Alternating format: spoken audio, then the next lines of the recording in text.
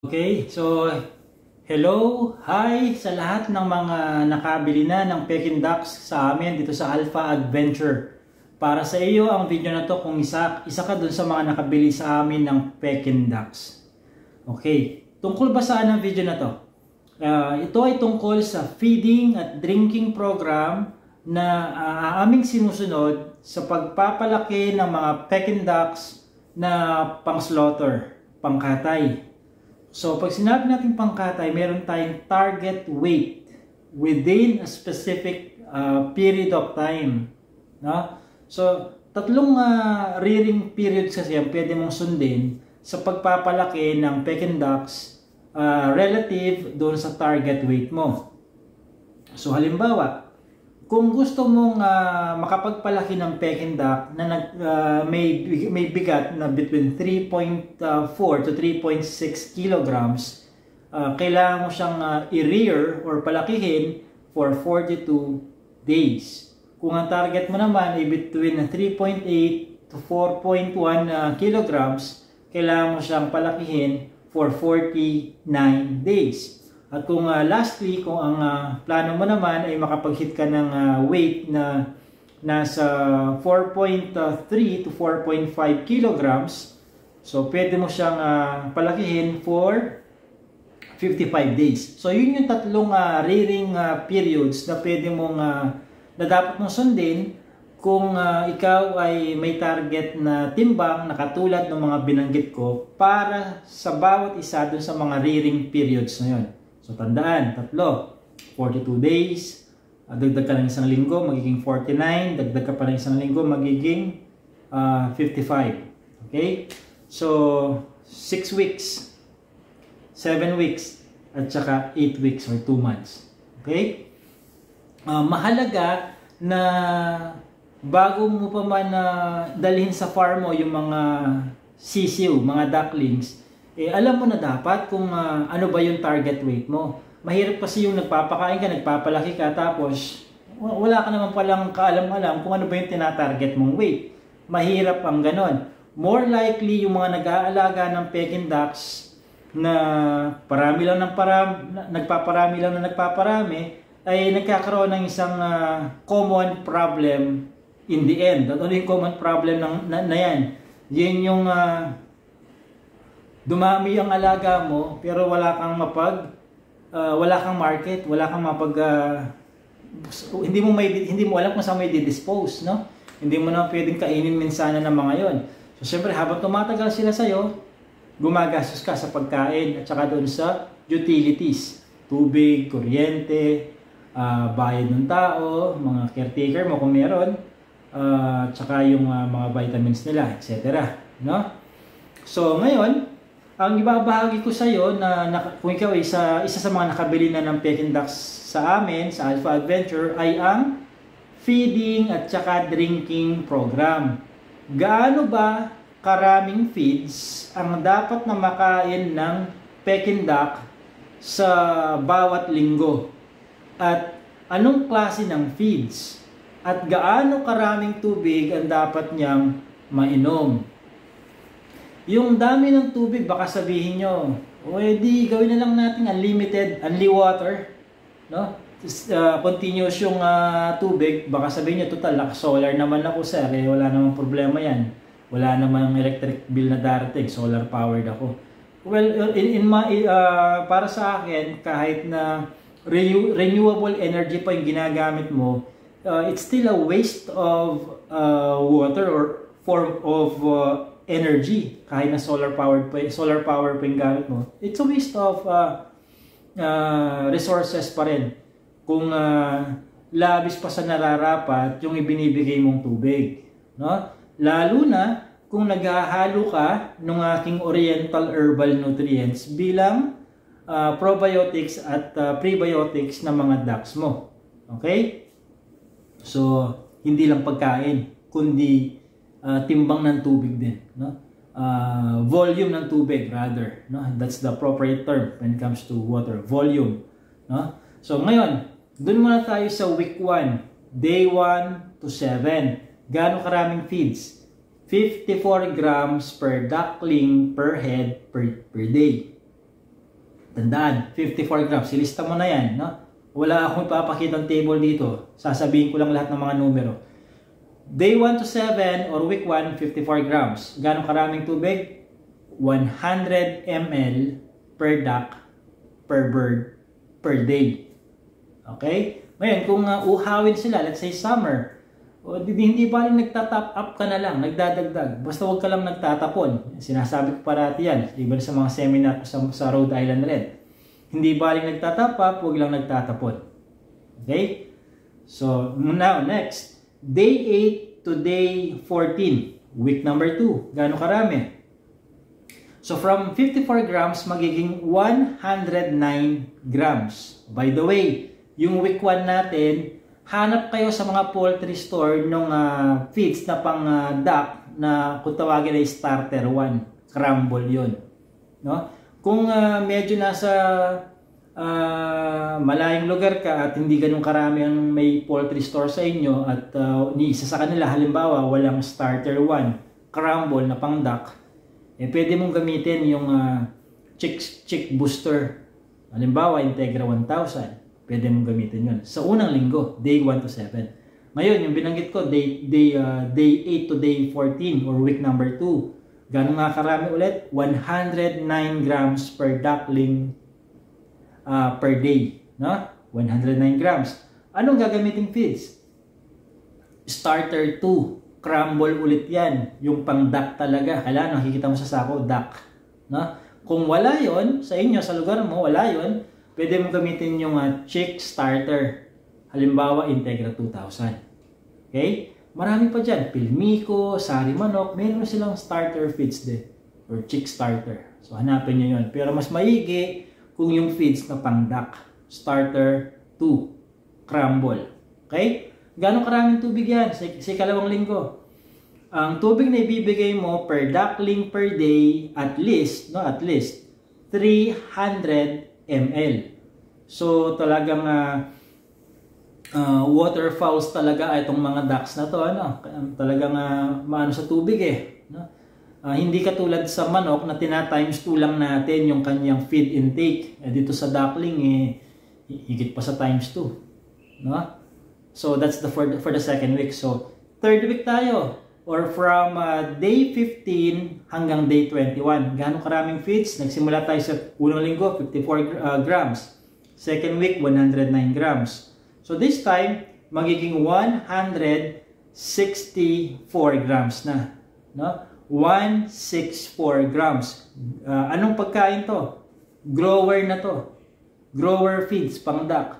Kung wala kayong grower feeds na pang duck talaga, gamitin nyo yung grower pellets, pang manok, o Integra 3000 halimbawa. No? Ganong karaming tubig? 400 ml per duck per day. Uulitin ko ha, hindi baling nagdadagdag, wag lang kayong nagsasayang or nagtatapon. Okay? Week 3 na yan. Week 4, magmula dun sa day 22 hanggang day 28. Gano'ng karaming feeds yan? Ulitin ko ha, nagre-recap ako. 54, 109, 164, 195 grams na sa week 4. No? 195 grams per day per duckling. Anong feeds to? Grower pa rin. Grower feeds pa rin. Grower pellets. Hanggang sa katayin ng mga yan, i-deliver. Grower pellets ang pinakahuli. No? Kasi hindi naman natin paiitlogin to For slaughter ang feeding program na sinasabi ko sa inyo. No? Hindi sila yung papaitlogin, paparamihin, gagawan, pagpaproduce ng breeder. Hindi. For slaughter to ha. So week 4, 195 grams per day per bird. Gano'ng karaming tubig? 600 500 ml na to, no? 500 ml na. Week 5 na tayo.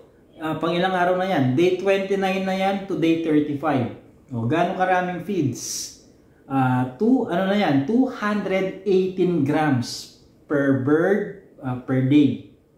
Per duck per day. 218. Anong feeds? Kaya sinabi ko sa inyo kanina, grower na yan hanggang dulo. Hanggang bago katayin. Bago i-dispose. No? Bago ipasok sa pang-dress ng duck. to 18 grams. Grower pellets or grower feeds. Gano'ng karaming tubig kada araw?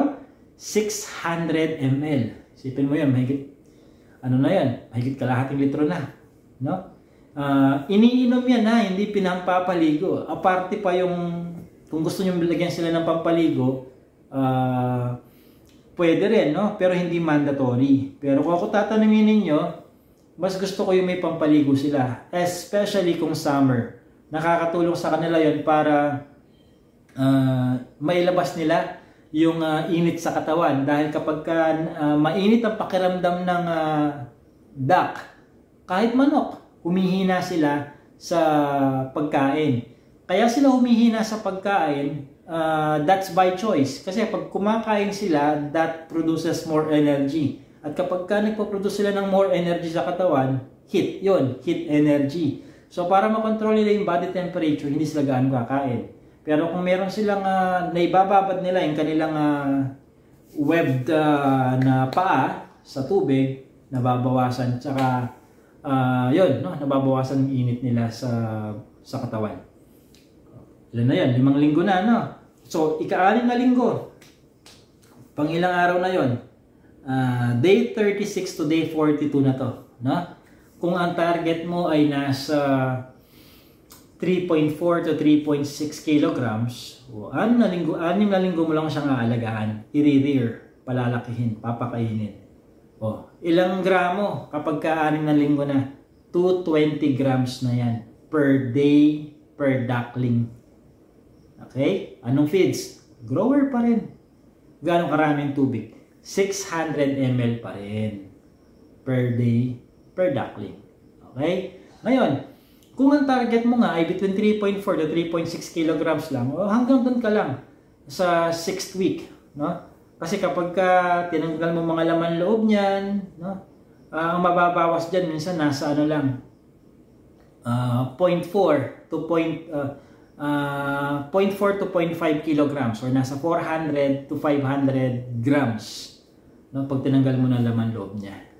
Okay? At ang feed conversion ratio ng aming mga alagang Peking ducks ay between nasa 2.1 ang kanilang feed conversion ratio. Ibig sabihin noon sa kada kilo na tinitimbang ng Peking duck, kakain siya ng 2.1 kilong feeds. Yan ang feed conversion ratio. Okay? Ngayon, kung naman ang target mo ay between nasa 4 kilograms, kailangan mo siyang i-extend ang pag-aalaga. Paabutin mo ng 7 linggo. No? So from day 43 to day 49, 220 grams per duck per day pa rin yun. At ang tubig niya 600 ml pa rin. No? Ngayon, kung ang goal mo naman ay nasa 4.5 kilo, gawin mo, 8 linggo mo siyang alagaan, 2 months. 220 grams per day per bird pa rin. Tubig niya 600 ml. Grower pellets pa rin ang kinakain niyan. Basta magmula sa week 3 onward, grower pellets na yan. Okay? So, yan ang feeding at saka drinking program or guide na meron ako sa Alpha Adventure pagdating sa pag-aalaga ng Peking duck. Sa ibang video, i-share ko sa inyo yung feeding program ko naman para sa mga Muscovy. Kasi yung mga Muscovy, pinaparami ko yan hanggang sa maging breeder sila. No?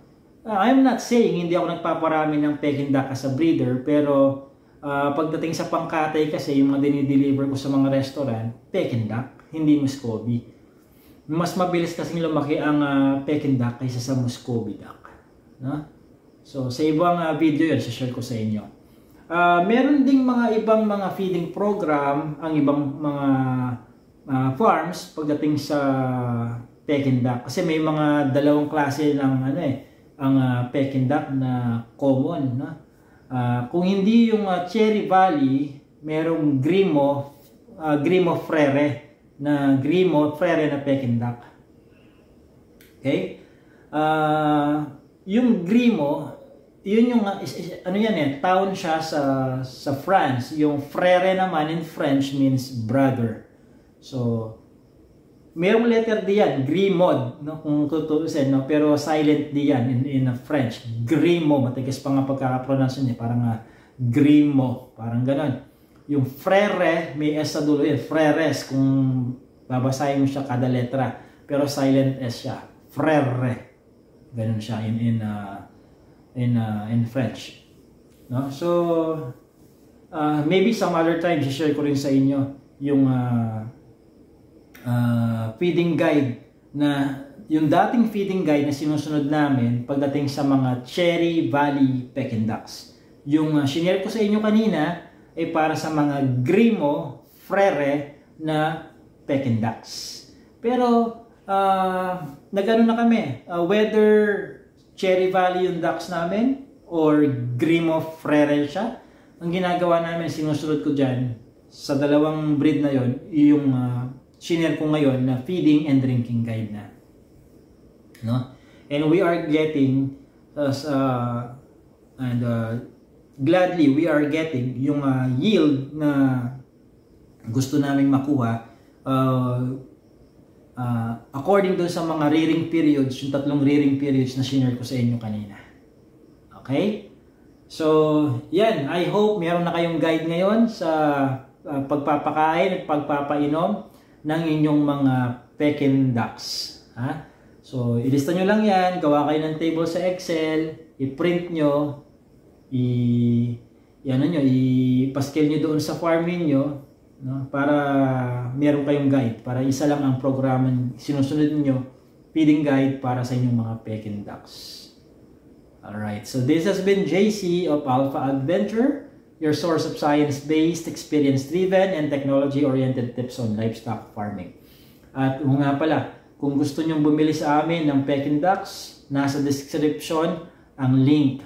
Or pumunta kayo directly sa alphaadventure.com/Peking-duck. Nasa description. Again, nasa description ang link. Click nyo lang yon at makikita nyo yung iba't ibang age groups at saka price list namin kada age group. Ayan. So, maraming salamat and sana nakatulong sa iyo ito.